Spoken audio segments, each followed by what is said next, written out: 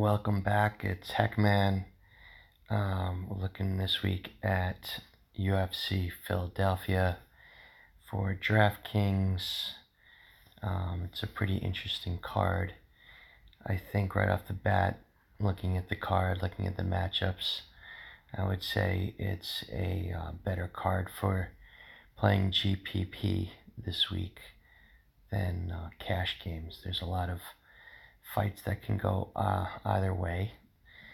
And with GPPs, you're going to want to play some dogs and hopefully hit some home runs with those dogs so you can get as many points as possible. Whereas, as you guys may or may not know with the cash games, you're looking to play a little bit more conservatively and take some fights that are a little bit more of a sure thing so that you can get in the top 50% to double up your money. So I think it's going to be harder for cash this week. I think for GPP, it's kind of a great card in that respect. Yeah, let's take a look. Let's jump right into it. First fight that we'll look at is Carolina against Waterson. This fight for me, I'm leaning toward taking Carolina, and it's mainly really because if you take a look at her scores when she does win, even if she wins by decision, her last two decision fights have been around 100 points, and so her ceiling is pretty high.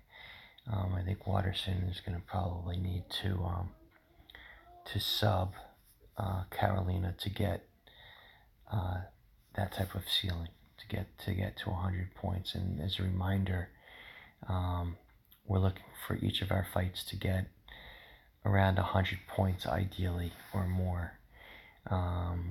6 fights, you want to try to get around 600 points or more, and that'll put you right in the running for the GPP, some decent cash. If you look at Waterson, her last two decisions have been around 74, 75 points.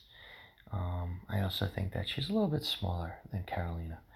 So with this fight, I'd probably lean toward Carolina. But if you're playing multiple cards, you may want to get Waterson in there too. She's a live dog. She's experienced. She's very smart. And I wouldn't be shocked if she won this fight on decision. But as far as a ceiling, I think you're looking probably at a higher ceiling with Carolina there. All right, let's move on to the next women's fight, which is Marina versus Aguiar. I watched the weigh-ins today. Well, first thing that struck me was that Marina was just much bigger than Aguiar, physically bigger. Marina fought Marcos, who is a very experienced fighter. Had a great win last week against Angela Hill. And she lost by decision. So Aguiar, on the other hand, has lost 3 out of her last 4. She fought, the one fight that she did win was against a subpar fighter. And she got 94 points, but I'm probably not really interested to play Aguiar. I think there are a lot better dogs on this card. So I'm probably going to fade Aguiar. Rodriguez is pretty expensive. I'm not really sure if I'm going to play her either. I might fade this fight altogether. But I think if I was going to play either one of them, it would be Marina Rodriguez. All right, the next fight that we're going to look at is the main event. This fight, you have to have both sides. There's no question about it. They're both great prices. Let's take a look at Barboza first.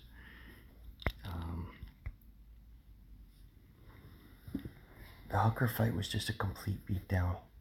Watching that fight, I couldn't believe how tough Hooker was. I think it was right after the Holloway Ortega fight. So it was just one of those fights that displayed incredible toughness on Hooker, but Anyway, I think if I had to pick a winner in this fight, I'd have to go with Barboza. I know that Gaethje is game, and Gaethje can definitely win. There's no question about it.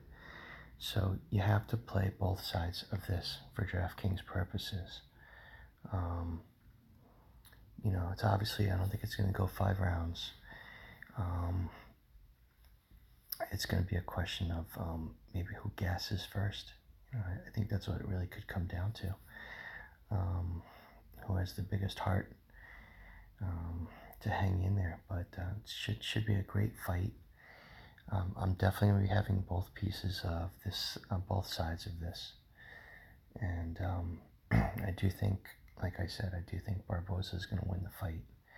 But yeah, it's a toss-up, and it's funny enough. It's one of those fights where you might want to stack it if you think it's going to go deep into the fight, 4th or 5th round, because these guys are going to be slinging punches, and they should both score high points, especially if it goes into the championship rounds. So yeah, I would say Barboza, but I'm going to have a lot of shares of Gaethje too. The next fight is this Kennedy versus Craig fight. My research is showing mixed reviews on who's going to win this fight. I think generally speaking, the consensus is with the Vegas odds, Kennedy's going to win the fight. Craig is going to need to get this fight to the ground to win the fight. I'm not sure if he can. I'll probably have a little bit of Craig, but I'll also have Kennedy in this fight. I think Kennedy is going to win if I had to make a prediction. So, yeah, I'll have a little piece of Craig, not too much, and I'll have a piece of Kennedy too. The next fight is an interesting fight. Matzo versus Moroz. Matzo is, I think she's 6-0, and she's never fought in the UFC. This is her debut.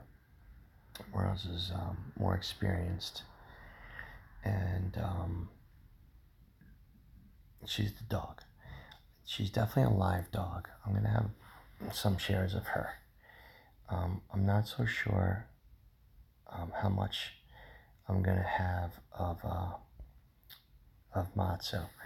My research is showing that she's a very good striker. She's going to keep it on the feet, and the fight might play out on the feet. I don't think I'm going to have too much of Matzo, but I'm definitely going to have Moroz as a live dog in some of my plays. So, yeah, I think this fight is a toss-up. I really don't know. It's too tough to call. It could be a split decision. I think mainly my problem with Matzo is she's really inexperienced and she hasn't fought anyone. So I have some concerns there, whereas Moroz has fought some really tough fighters. I mean, she's fought Angela Hill, Carla Esparza, Taylor Latorno. She beat Calderwood. I mean, I don't know how you don't play her in a couple of your cards as a dog against someone who's never fought in the UFC. So, yeah, I would recommend playing Moroz on a couple of your cards. Matzo, I think there's some higher end fighters that better options that a little bit more confidence in, at least for me. Next fight is Des Green against Ross Pearson. Look at Ross Pearson, 22-15, and the guy's been around. He's pretty long in the tooth. He's got an awful lot of L's on his sheet here. I think he's lost the last 5 out of 6 fights. And I just can't put any stock in Ross Pearson. So the question really is whether or not Des Green is worth playing at 9,300. I think he's the second most expensive on the card. And I'm not sure. I mean, I'm looking at his points, and his win against Tebow was he's a quality fighter. He won a 3-round decision, but he only scored 68 points. All of his fights are decisions. So, I mean, I think we have to make a reasonable assumption that he's not going to finish this fight. And if he doesn't finish it, he's got a very low ceiling. So, I think he's somebody that I'm probably going to fade. I might just fade this fight altogether for DraftKings purposes. I'm just not liking the ceiling that Green is offering. The next fight is one of the best cards on the slate. One of the best fights on the slate. It's Youssef against Moraes. It seems to me that the consensus is Youssef is going to win this fight. I'm not so sure. I definitely am going to have shares in both of these guys. I think the thing, if you look at it, is that Youssef has the higher ceiling for DraftKings purposes, whereas Moraes, he's won his last 2 fights by decision, and he's not really, doesn't have such high striking output. He's probably better on the ground for sure than Youssef, but this fight could end up staying on the feet, and if it stays on the feet, it's going to be definitely an advantage to Youssef. But again, I think the problem with Moraes is that he's a very live dog, but his ceiling for DraftKings purposes doesn't seem to be that high. 66 and 66 points from decisions isn't really all that impressive. And like I was saying earlier, you're really looking to get 100 points or so out of your selections, or at least you want to have that potential for that. And I'm not so sure Moraes gives you that. But at 7,500, I think I'm going to play him in a couple of cards because he's definitely a live dog and he can definitely win. But I'm also going to have Youssef in there. He won with a first round knockout his last fight, 101 points. So the potential is there. Yeah, so Youssef will probably win that fight, but I think it's going to be a really tough fight. It could even just go to decision or a Youssef KO. I do not see Moraes knocking him out or finishing. So the next fight is going to be Hermansson against Branch. I'm leaning Hermansson here, and mainly just because, frankly, I'm just not a huge Branch fan. He's taking a little bit of a step down in competition. He's fought some really tough guys. His last 3 fights are against Rockhold, Santos, and Cannonier. He's lost 2 out of those 3. Santos, he somehow knocked out. Yeah, I'm not really sure how that happened, and I don't think it could happen again if they fought. But yeah, it was a flash KO, man. I don't remember the fight, to be honest with you. But he's taking a step down in competition to Hermansson. Hermansson is an up-and-coming guy from Sweden, I think. Tough fighter. Look at his wins. I mean, the guy scores points. 142 is like just an insane amount of points. 80 against Leite's a tough fighter. 120, 112 in his last 4 wins. I mean, how can you deny going with this guy? You got to get him on the card. He's just a DraftKings point guy. So I would go with Hermansson here. I'm probably not going to play Branch. I know that Branch is a popular fighter, but I'm just not a big fan. So I'm going to roll with Hermansson here for DraftKings purposes. I think his upside is greater. Next fight is Johnson against Emmett. This is another great fight. I'm a fan of both of these guys. I've been watching Michael Johnson forever. Yeah, I'm just so torn on this fight. So something tells me that Emmett's gonna win this fight. So I'm gonna have him on some of my teams. His last 2 wins, he scored over 100 points. Actually, his last 3 wins, he's been over 100 points, and 2 of them have been by decision. So it just tells you that even if this fight goes to a decision, Emmett's got the potential to score close to 100 points. Michael Johnson, he always starts fast. That Gaethje fight was, a hell of a fight. I don't think I'll ever forget that fight for the rest of my life. It was such a fantastic match. And Gaethje finally took him out. But, in 2 rounds, he scored 50 points. That's the power of Gaethje.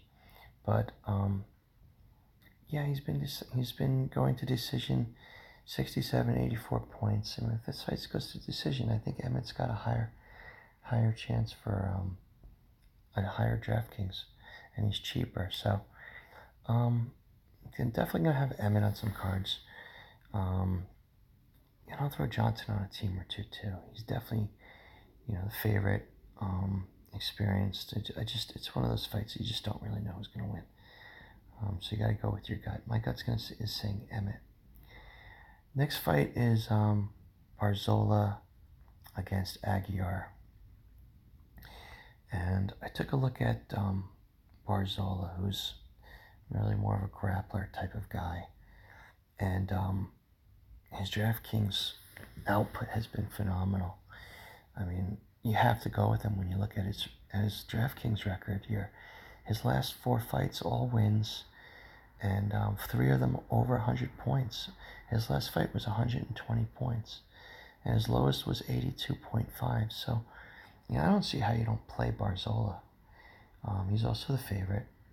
Aguiar, yeah, I'm probably not going to play Aguiar too much, but, I might have him on a team or two, but I'm going to have Barzola on a lot of my teams, I think. So I think Barzola is going to probably win that fight by decision. And hopefully he can keep those high points going, 120, 107, around the 100 points range would be fantastic, even in a decision, which I think that will go to. Next fight, I think, is the first fight of the night. Alex Perez against Mark De La Rosa. I watched the weigh-ins. Alex Perez is obviously a huge favorite. He's actually much bigger than De La Rosa as well. Yeah, I think Perez. I think Perez could get it done, and get you close to 100 points. So if you're gonna play a high-end guy, I think Perez is one of the guys that you want to consider getting in there. Mark De La Rosa, on the other hand, I'm probably gonna fade him. I just think at the weigh-ins, watching Perez sort of stand over him, I just didn't feel like any confidence in even throwing De La Rosa out there as a a shot in the dark dog. So I'll probably have Perez on a few of my teams, but I'm probably gonna fade De La Rosa. Next fight is Holland against Meerschaert. I'm going to go Holland here. I'm going to probably play Holland on a lot of my teams. Yeah, I think he can get the finish here. I watched him at weigh-ins today. They both look pretty good, pretty fit. I will have Meerschaert on a card or two, but I like Holland here, and I like him possibly to finish this fight. So my prediction is Holland to finish, but Meerschaert is no slouch, and I'll probably have him on a card, a team or two as well. With this card, it's so random that you're gonna need to probably play multiple cards and mix in these dogs, just because it's one of those cards that anyone can win. Even this fight here, this last match that we're looking at, Ray Borg against Casey Kenny. Borg came in overweight. He did not make weight today, which frankly I don't really give a shit. I think it's probably actually better for him. He didn't deplete himself as much. He's been in there with the best guys. He's beaten Formiga, Smolka. He lost to DJ, but 5th round. The guy's tough. This kid Kenny, I don't know too much about. I know he fought last week in a different promotion, and he did win. I watched the weigh-ins. He looks pretty tough. Hard to say. But I think he's a live dog, from what I was reading a little stuff about him. I'm not so sure how much I'm going to play Borg. His last bunch of wins have been all by decision. Not super high, 56. Well, he's done pretty well with some of these decisions. 115 points, 96 points. But I just don't know enough about this Kenny kid. And Borg is so super expensive, so I might probably just fade this fight. If anyone, I might play Kenny on a team or two for some salary relief, just to see what kind of team I could put together. All right, guys, that's it for this week. Lots of luck. You can like the video if you like it. You can subscribe. I'll probably try to do these every card, maybe on a Friday night. I like to do it after the weigh-ins, get a look at the fighters. And if you disagree with me, if you have any comments, feel free to comment. You can also follow me on Twitter at hecman hoops. I'm a former fantasy basketball blogger, but just don't have the time anymore due to my job. All right, guys, good luck, and let's get it.